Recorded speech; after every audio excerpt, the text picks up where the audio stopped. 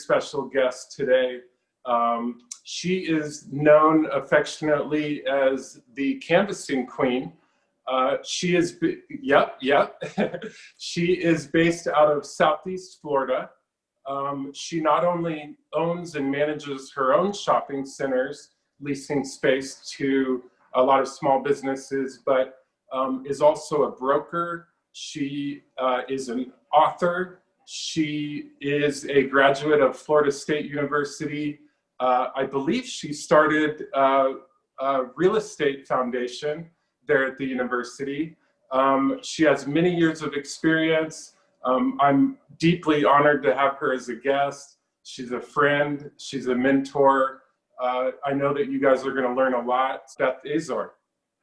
Is there any stories, any businesses that you can think back on of success, of innovations, of maybe a business model that you know, giving advice to maybe that small business owner, that entrepreneur watching now, what would you tell them, or what sort of strategies might they think about?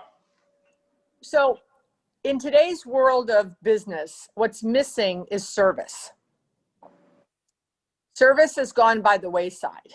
There are very, very few business owners, you know, I'm almost 60 years old, and I remember going into the butcher shop. Do you know what a butcher shop is? I do. Yeah. Get your meat, get your brisket. And, yeah. Right. I remember going into the butcher shop with my grandmother when I was 6 or 7, and the butcher saying, "Hey, Mrs. Boheim, how are you today? Will you be having the brisket on Friday night? And will Father O'Reilly be coming to dinner?" And that does not exist anymore. No. And I think the entrepreneurs and the small businesses who put an emphasis on knowing their customer. I eat out a lot. Our family eats out a lot. Where do we go? We go to the local restaurants that when we walk in, they go, "Beth, Alex, Mario, how are you?" They know me. Yeah. Or the waiter walks up and says, "You want that Corona with a lime tonight?"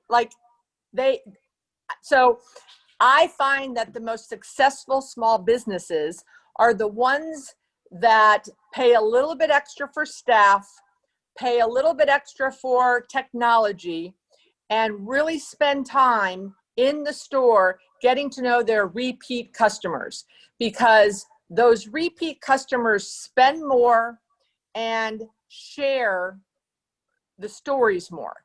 Right. If you polled people today on social media and say, where do you find, you know, the next thing you want to buy? You know, if you want to buy a new laptop, if you want to find a dog trainer, if you want to find a bike for your 7-year-old, where do you find the recommendation? It's on social media.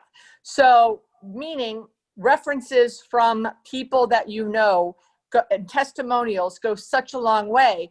And I find that my tenants who spend time on knowing who their customers are win, and then creating an experience for those customers. So for example, I have a tenant called Caneswear, and they sell University of Miami apparel and gifts, and the campus is 30 miles away from my shopping center. So it's a phenomenal destination tenant. And sure. Brett, owner, prides himself. And I've been in the store where I've seen 10 people come in one after another, and he knows their name. Like, wow. Cheers. Everyone knows your name. And then he listens to his customers and has coaches and players come in for signings. During COVID, when he couldn't do that, he became the ESPN of South Florida. I called him up. I said, "You need to become the ESPN of South Florida," kind of like what we're doing with our small business series interviews. Sure. I said, all of this access to these players and coaches and people in the business, the college presidents, you know, the athletic directors, the sports agents, everyone's talking about college football.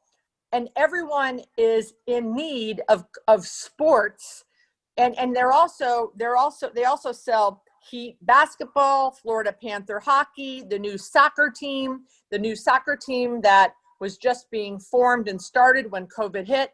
I said, you need to have a show in your store where you're talking about what's going on in the sports field or this, you know, in the sports industry and the sports news, and bring people on as guests. So while you're shut down, while the government has shut you down, you remain top of mind for your customers, and you give them something for them to remember you while they're stuck at home. Not only did they do like sports updates, they then did alumni updates. So they were like, did an alumni spotlight. So they were able to pivot and start spotlighting University of Miami success stories, which was great too. And they did it in the store, this beautiful store behind them that's closed, but they have a mailing list of like 3,000 people. So whether if you're a bike store and the bike store is closed, they could do things like, they could talk about the best bike paths in the city, or they could talk about, here's a quick and easy way to fix a tire, or they something about how do you pick the right helmet. So I think education on just like what we're doing, or Instagram Live or Facebook Live, it's not hard to communicate with your customers and provide value beyond selling them something. Because that when they say, well, I need to go buy a bike, I need to go buy the bike at the place that I saw 10 videos during COVID.